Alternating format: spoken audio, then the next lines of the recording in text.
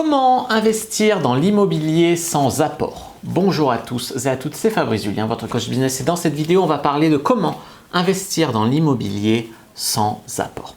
Alors les amis, ce que vous devez comprendre, c'est que si vous avez un bon profil et un projet cohérent, j'ai vu sur le site du Crédit Agricole qu'avec le dispositif Pinel, vous pouvez avoir des réductions d'impôts, etc. Ils sont ouverts à vous financer sous réserve que vous ayez un bon profil, éligible, etc.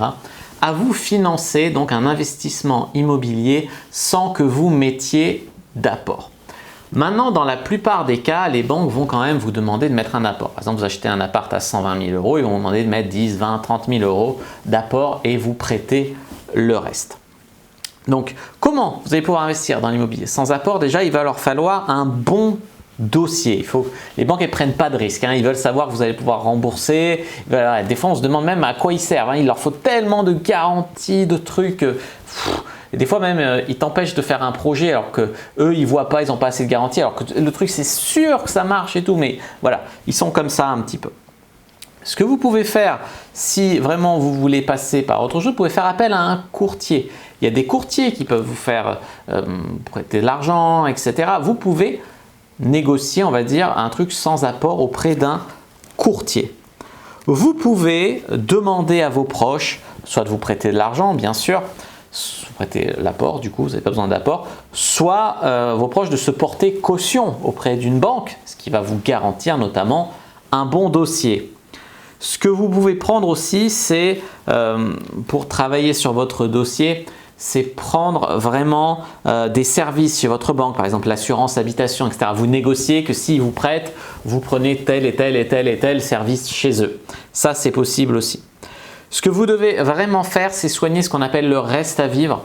Les banques, ils regardent vraiment sur votre dossier qu'une fois qu'ils vous auront prêté, en fait, que votre taux d'endettement, le taux de ce qu'ils vont vous prêter, ça ne soit pas supérieur à 33% à un tiers de ce que vous gagnez, un tiers de vos revenus. Par exemple, si vous gagnez 2 000 euros par mois, ils ne voudront pas que vous soyez endetté à plus de 600 euros par mois. Donc, en fait, par exemple, si vous mettez un apport, forcément, ça va réduire le remboursement mensuel, donc le crédit. Donc, c'est pour ça, si vous avez vraiment beaucoup d'argent, que vous gagnez de très bons revenus, ils seront plus à même en fait de vous prêter sans apport. Je vous invite aussi à regarder un petit peu le dispositif Pinel pour avoir des réductions d'impôts.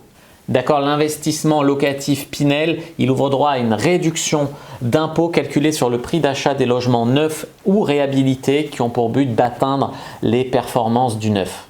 Par contre, il faut louer nu, les loyers que vous pouvez demander sont encadrés, etc. Par contre, vous allez avoir un avantage fiscal. Voilà, j'espère que cette vidéo vous aura plu. N'hésitez pas à mettre un like sous la vidéo, à commenter. S'il reste des questions, je répondrai avec grand plaisir. Vous abonnez à la chaîne, activez la cloche pour ne pas rater les prochaines vidéos. Me suivre sur les réseaux sociaux, Instagram, je suis très actif, Twitter, Facebook, Go privé, argent comptant. Les amis aussi, vous pouvez télécharger une heure de formation offerte pour créer un business en ligne dans la description de la vidéo. Moi, je vous dis à bientôt et que le Dieu du business soit avec vous.